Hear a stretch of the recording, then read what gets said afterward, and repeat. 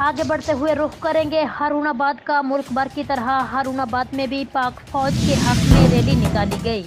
पाक फौज और मुल्की इदारों से अजहार यकजहती करते हुए अंजमन आड़तियान, अंजमन ब्रोकरान, अंजमन पल्लेदारान ने पाक फौज के हक में रैली निकाली।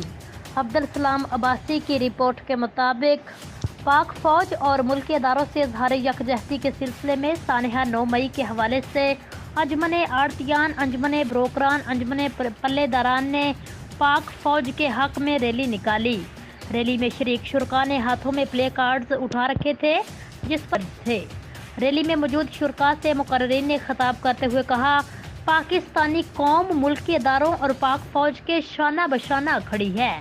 पाक फौज हमारी सरहदों की हिफाजत करती है, जिसकी वजह से हम सुकून की नींद सोते हैं।